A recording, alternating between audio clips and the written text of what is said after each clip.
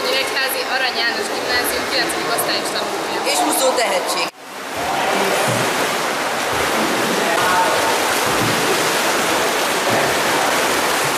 Mióta foglalkozol az úszással? Hát lassan már közel 10 éve az úszással foglalkozom. Miért pont ezt a sportot választottad? Hát igazából ez úgy jött, hogy anyukám is úszó volt, de ő igazából csak annyit akart, hogy megtanuljak úszni, tehát nem akarta, hogy bekerüljek ebbe a versenyzésbe. Csak mivel a bátyám is úszó volt, ezért egyre jobban akartam én is. Ki a mostani edződ és milyen a viszonyod vele? Hát a mostani edzőm Túróczi Róbert, és hát igazából jó viszonyban vagyunk. Mi az álmod, amit el szeretnél érni az úszás terén? Hát igazából nincsenek nagy vágyaim, csak mindig apránként haladok. A mostani vágyam igazából, hogy kijussak az ifjúsági Európa-bajnokságra most nyáron, és bekerüljek a magyar ifi válogatásba. Mikor vannak az edzések és hogyan zajlanak? Hát igazából minden reggel 6-tól 8-ig, délután pedig minden délután 3-tól 6-ig, illetve szombat reggel 8-tól 10-11-ig.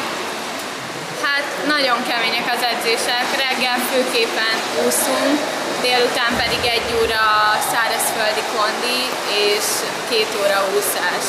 Mi volt a legkiemelkedőbb eredmény, amit elértél nekünk?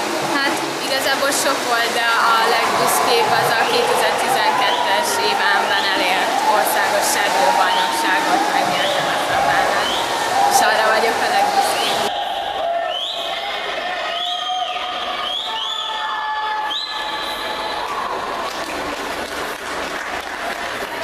Szorovcsák Ivett 2011 óta úszik nálam, 2012-ben országos bajnok lett 50 méteres mellúszásban, az idei évben ifjúsági országos bajnokságon 100 méteres mellúszásban lett 3. helyezett, ezen kívül a felnőtt országos bajnokságon is sikerült 2 számban 5. helyezést elérnie.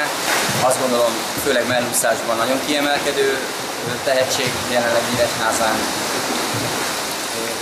Idén most másodéves ifista. Nagyon szeretnénk, hogy az ifjúsági Európa-bajnokságra kitűzött szintidőt el tudja érni.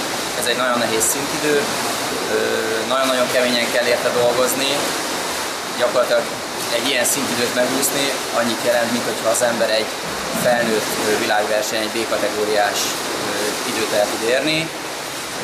Ivett nagyon szorgalmas, nagyon keményen dolgozik, ezért reméljük, hogy siker fogja koronázni a munkánkat, illetve hogy a későbbiekben is esetleg esélye lesz akár ifjúsági, akár felnőtt korosztályban válogatottan szerepelni.